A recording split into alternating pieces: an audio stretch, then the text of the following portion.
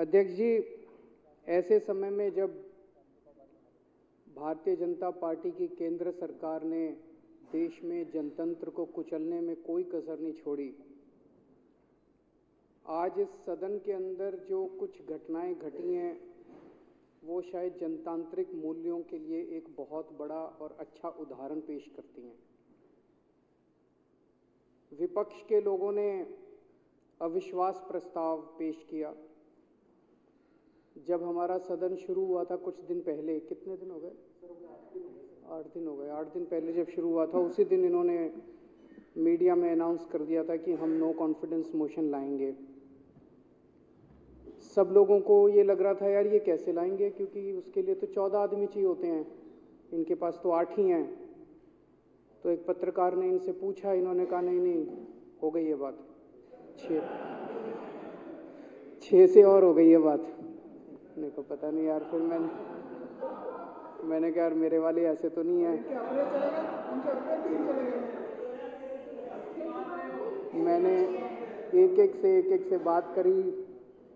बोले जी धमकियां तो बहुत आ रही हैं, ईडी के जैसे मनीष सिसोदिया का हाल करा तुम्हारा भी ऐसा हाल कर देंगे, जैसे जैन साहब का हाल करा, झूठे केस लगा दिए दोनों के ऊपर, झूठे केस लगा के तुमको भी अंदर कर देंगे, किसी को 20 करोड़ किसी को 25 करोड़ पता नहीं क्या क्या दिया लालच।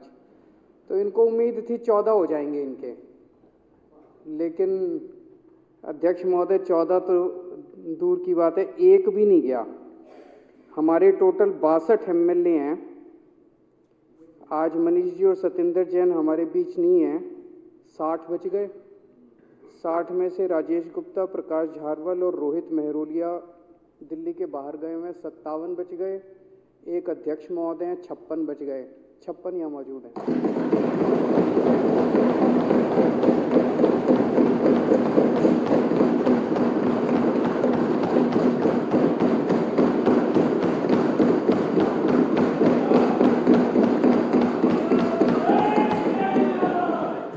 इन सारी कोशिशों के ईडी, सीबीआई, 25 करोड़ 50 करोड़ इनको कुछ नहीं हिला सकता।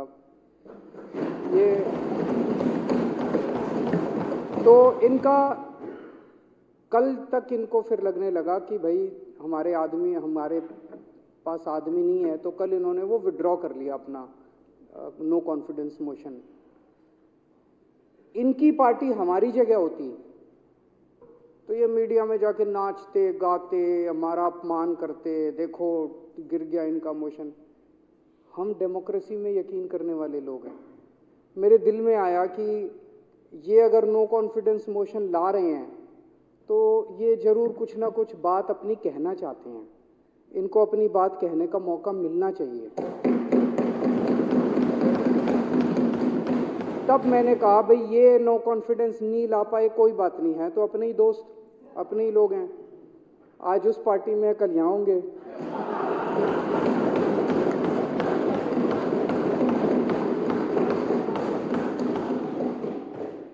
तो आज हम ये कॉन्फिडेंस मोशन इसीलिए लेके आए हैं। पहली बार भारत के अंदर ऐसा है कि नो कॉन्फिडेंस मोशन इनका हार गए, ला ही नहीं पाए, तब भी एक पार्टी ने वॉलंटैरिली अपनी मर्जी से कॉन्फिडेंस मोशन लेके आए हैं, भाई कहो जो कहना है।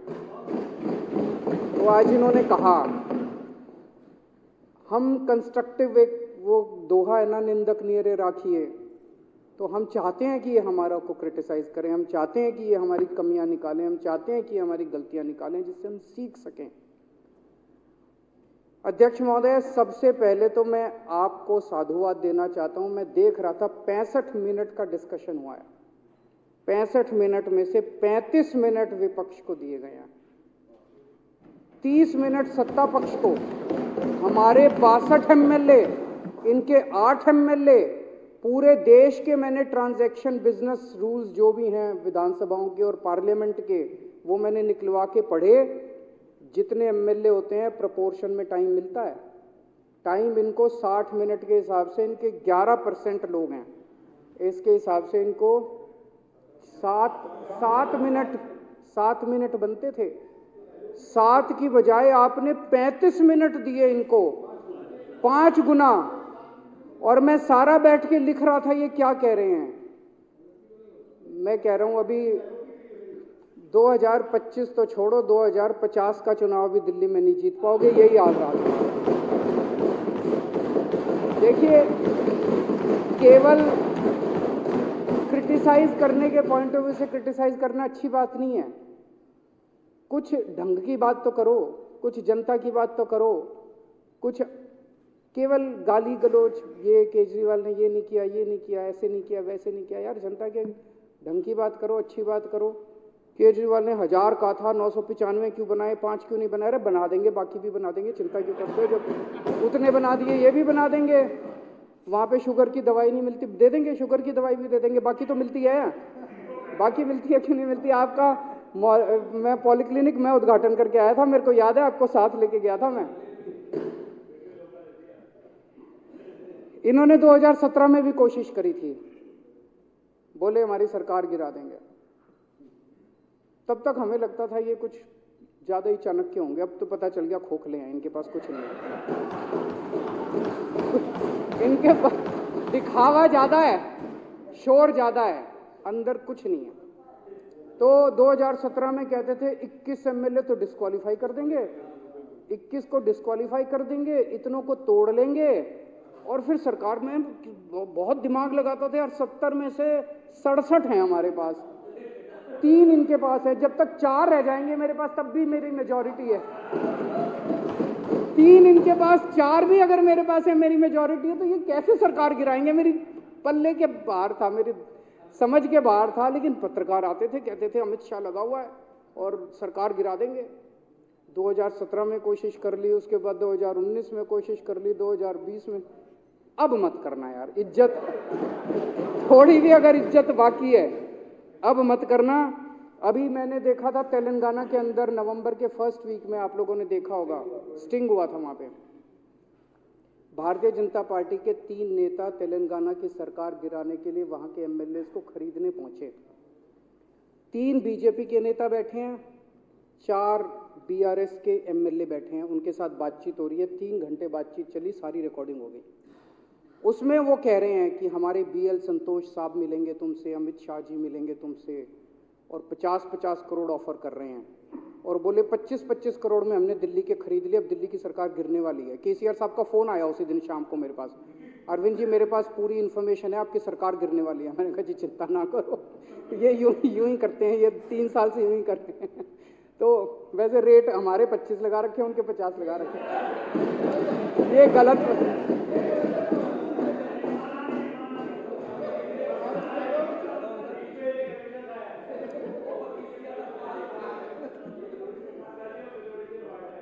अब कोशिश मत करना, इसके बाद थोड़ी सी भी शर्म हया बची है तो अब कोशिश मत करना।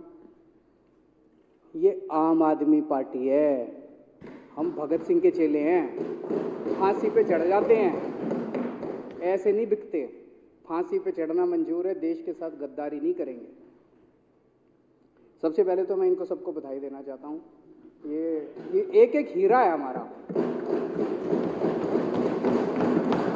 इनको किसी को, कोई दुनिया की ताकत इनको नहीं तोड़ सकती। ये चले थे, आज तो चलो ये सरकार गिराने नहीं, 14 के लिए चले थे, 14 भी क्या, एक भी नहीं बिका, एक भी नहीं टूटा। तो डरोगे तो नहीं ना? अगर हुआ तो 7-8 महीने जेल ही जाना पड़ेगा, उससे फालतू कुछ नहीं है।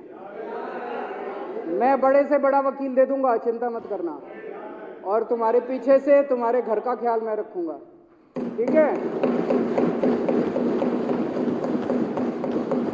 अभी मैं देख रहा हूं कुछ दिनों से प्रधानमंत्री जी जगह जगह एक बात बोल रहे हैं, बोले ये ईडी और सीबीआई ने सारे भ्रष्टाचारियों को एक मंच पे इकट्ठा कर दिया। ईडी और सीबीआई ने सारे भ्रष्टाचारियों को एक थोड़ी सी स्टेटमेंट तो सही है, थोड़ी सी गलती है। ईडी और सीबीआई ने इस देश के सारे भ्रष्टाचारियों को एक पार्टी में इकट्ठा कर दिया, मंच पे इकट्ठा नहीं किया, एक पार्टी में, इनकी पार्टी में इकट्ठा कर दिया सारे भ्रष्टाचारियों को। ईडी वाले आते हैं, सीबीआई वाले आते हैं, रेड मारते हैं, यहाँ बंदूक रखते हैं, कहते हैं बता जेल जाना है कि बीजेपी में जाना है। मनीष की यहाँ भी बंदूक रखी, बोले बता जेल जाना है कि बीजेपी? मनीष बोला जेल मंजूर है, बीजेपी में नहीं जाएंगे, मर जाएंगे लेकिन बीजेपी में नहीं जाएंगे। सतिंदर जैन के यहाँ बंदूक रखी, बोला जेल जाना है कि बीजेपी में जाना है? बोला बीजेपी में नहीं जाएंगे, मर जाएंगे।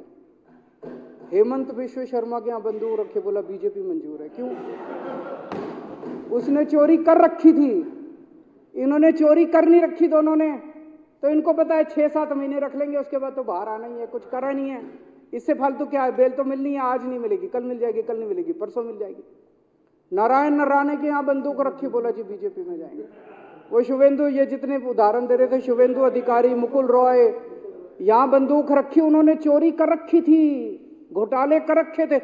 देश के जितने लुच्चे लफंगे लुटेरे डाकू चोर हैं, सारे के सारे अब एक ही पार्टी में हैं, बीजेपी में। तो समय एक जैसा नहीं रहता, समय बदलता है। आज इनकी सरकार है, आज मोदी जी प्रधानमंत्री हैं, हमेशा तो नहीं रहेंगे, कल तो जाएंगे ही जाएंगे, कभी ना कभी तो जाएंगे ही। उस टाइम भ्रष्टाचार मुक्त भारत होगा। कैसे? जितने चोर उचक्के हैं सारे एक ही कमरे में हैं, उनको पकड़ने में बड़ी आसानी होगी, ज्यादा जांच नहीं कर।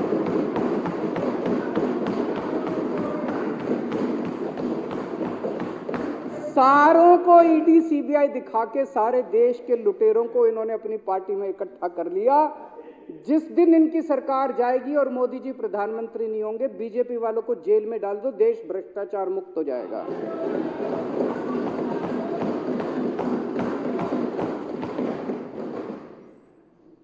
अध्यक्ष महोदय,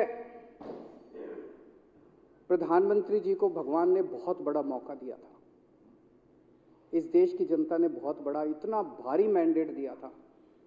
वो चाहते तो इस देश की सूरत बदल सकते थे, कुछ भी कर सकते थे।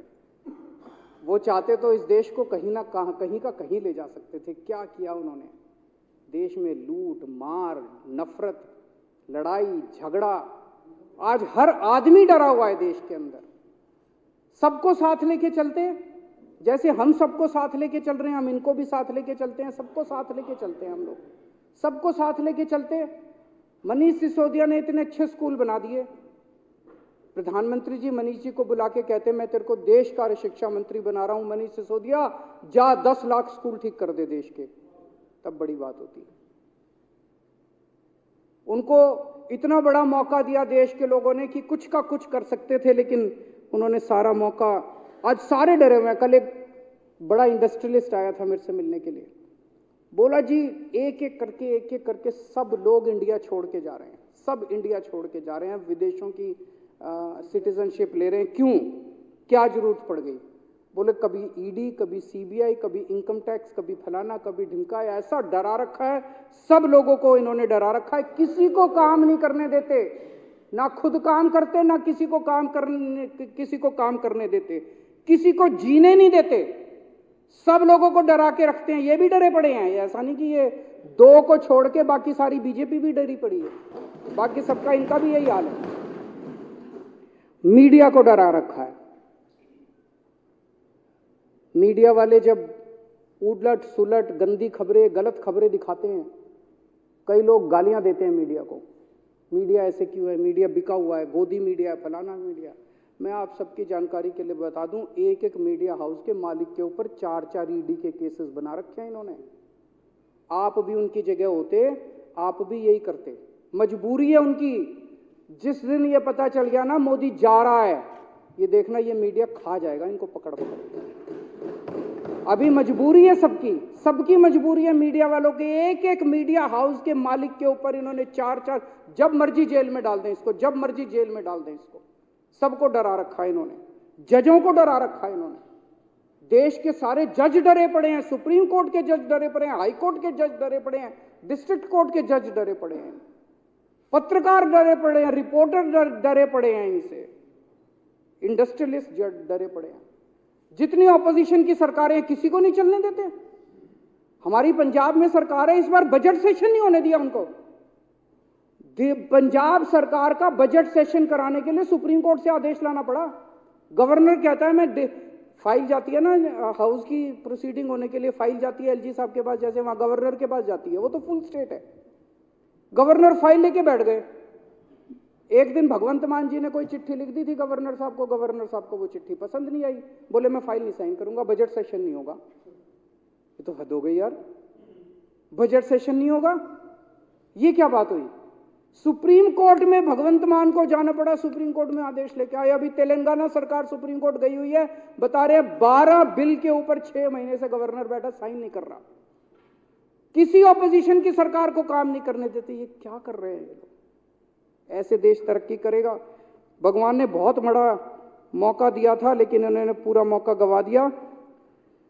मेरी अंत में इनसे यही गुजारिश है कि ये confidence no confidence, confidence no confidence, अब ये खेल खत्म करो यार। ट्राई करके देख लिया, नहीं बिकने वाले ये लोग। नहीं बिकेंगे, वहाँ हंस रहे हैं, नहीं बिकेंगे ये लोग। अब ट्राई मत करके देखना, ये लोग नहीं बिकने वाले। अभी 62 हैं हम लोग, उसके बाद 25 के बाद मैं उम्मीद करता हूँ वापस 67 हो जाएंगे हम लोग, और मैं इसका समर्थन करता हूँ।